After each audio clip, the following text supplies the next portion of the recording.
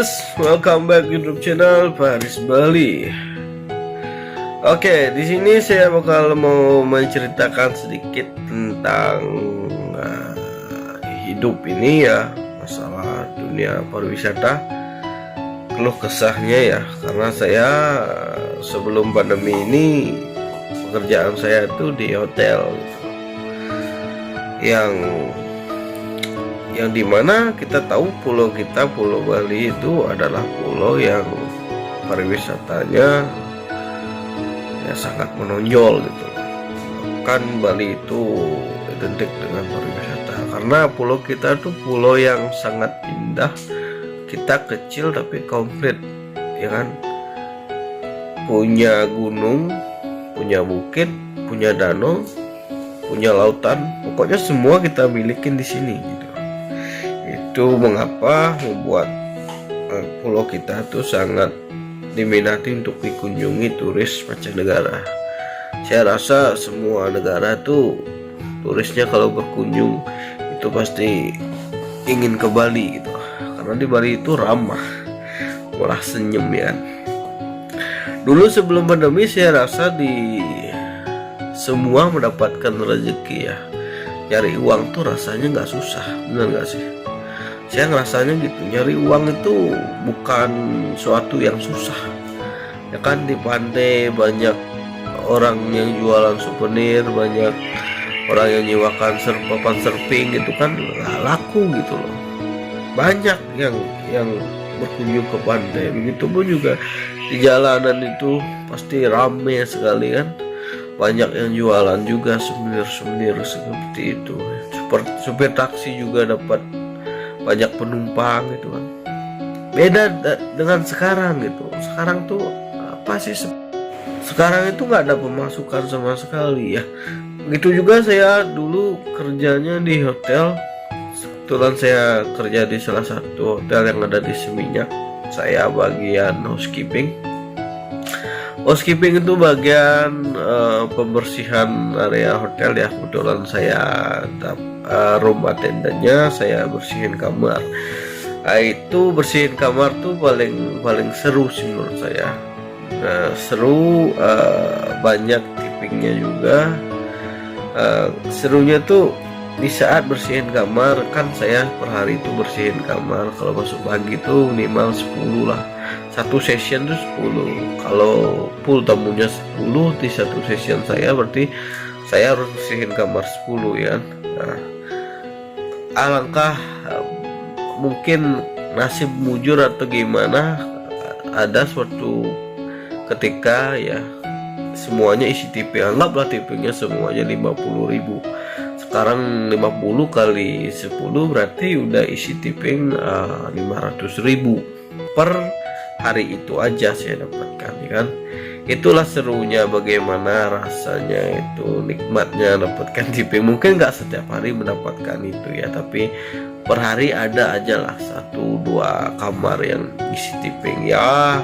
Paling kecil 10.000 ya, walaupun 10.000 kan bisa beli nasi sebungkus gitu kan.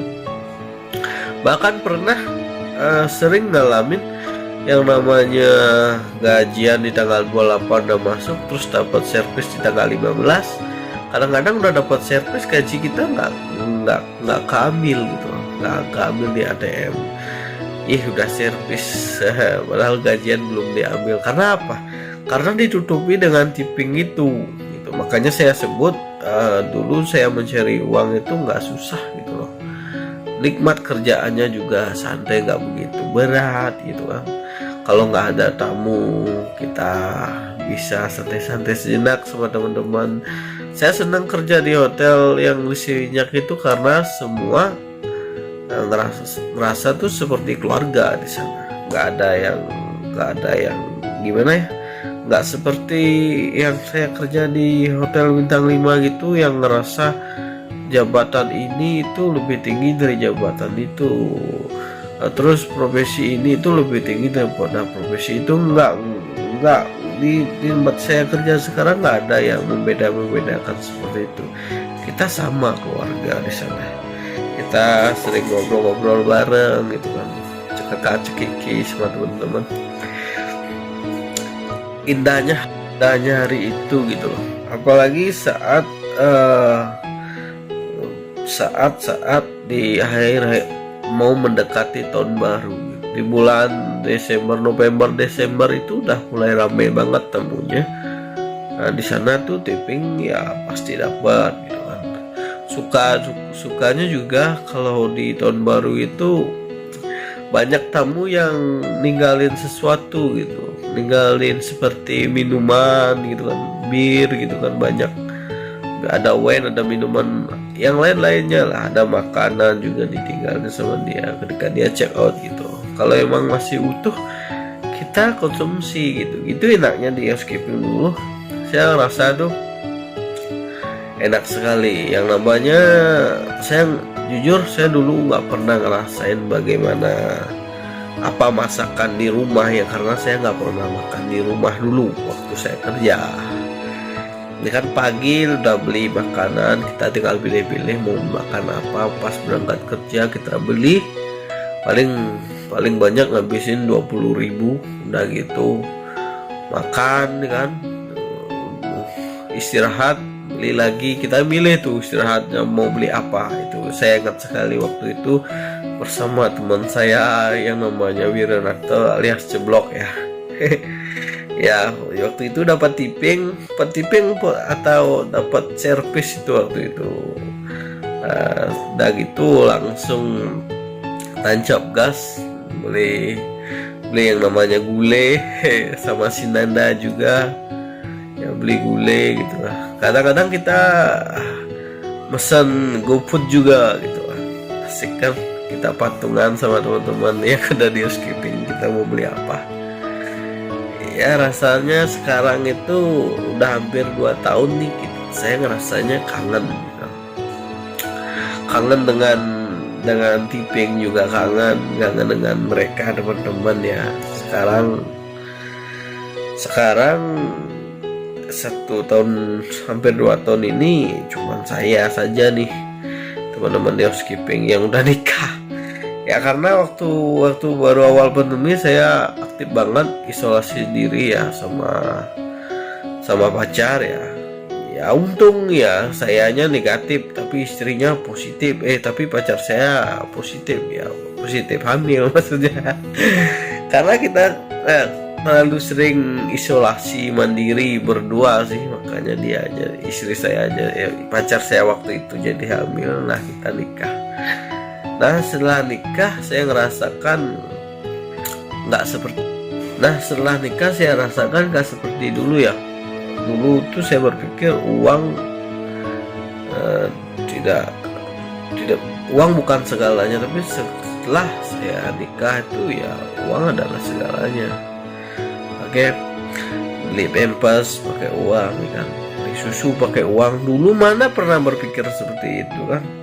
Kalau gajian paling ngambil uang gaji, tarik di ATM buat booking hotel, kalau nggak villa gitu kan. Asik kan karyawan hotel booking hotel gitu, tapi nggak di area Seminyak juga, di area Ubud dulu waktu sama mantan dulu ya, bukan sama istri ini sih. Istri ini sama istri yang sekarang ini dapetin yang nggak ada uangnya yang udah melaratnya dia sama saya. Dulu sama mantan kita sering apa sih, ya liburan sehari 2 hari gitu. Apalagi pas ulang tahun saya tuh udah request libur tuh sama si Wiranarto tuh. selalu berlomba request libur gitu, apalagi di saat nyepi. Tapi malangnya saya tuh selalu saya yang dapat nyepi di hotel itu loh. Sedih kan sepi. Yang nyepi yang kemarin itu saya juga di sana, nyepi yang dulu saya juga gitu. Tapi di hotel itu, di dunia pariwisata itu yang namanya indah itu pada saat bulan Maret ya. Di tempat saya kerja tuh di saat pada bulan Maret, di hari raya nyepi, kita tuh double tuh nggak, udah dapat tipping, udah terus dapat gaji, dapat servis, dapat THR juga. THR-nya 1 kali gaji, banyak kan. Dapat gaji sudah, ya THR juga, terus servis juga anggaplah servisnya 2 juta gitu kan, itu udah lumayan banyak banget lah, dapat tipping juga gitu. Itu makanya saya tuh seneng sekali. Tapi sekarang seperti ini, semoga aja ya ini cepat berlalu. Pulau kita, Pulau Bali yang tercinta ya, Pulau Seribu Pura ini kembali lagi seperti dulu ya, pariwisata bangkit lagi ya, yang dirumahkan dipekerjakan lagi gitu loh. Itu harapannya, tamu mulai datang lagi, kita bisa kembali seperti sedia kala. Tapi sekarang saya sudah merasa agak sedikit senang gitu, karena saya melihat murid-murid udah mulai sekolah lagi, belajar tatap muka. Saya seneng lah, itu artinya berarti pandemi itu udah menurun gitu lah. Kalau bisa pariwisata secepatnya pulih kita ya, apalagi saya sedih gitu lihat sepak bola kita nggak bisa dipadati penonton gitu lah. Ya itu intinya suka duka kita waktu kerja di hotel ya, waktu sebelum pandemi. Ya semoga kembali lagi seperti sedia kala bagi kita ya. Dan saya ingin juga kumpul sama teman-teman di pariwisata, ada si Coblok, ada si Rai, Nanda, si Krisna ya. Itu aja sih, si Pendi juga gitu. Nah ya itulah, banyak yang rasanya tuh saya pikir ini tuh pandemi itu seperti waktu erupsi Gunung Agung itu loh. Kita sempat dirumahkan waktu itu, waktu erupsi Gunung Agung itu yang dikabarkan meletus itu, kita juga sempat dirumahkan beberapa kali. Ya paling 6 bulan lah gaji kita dipotong waktu itu kayaknya.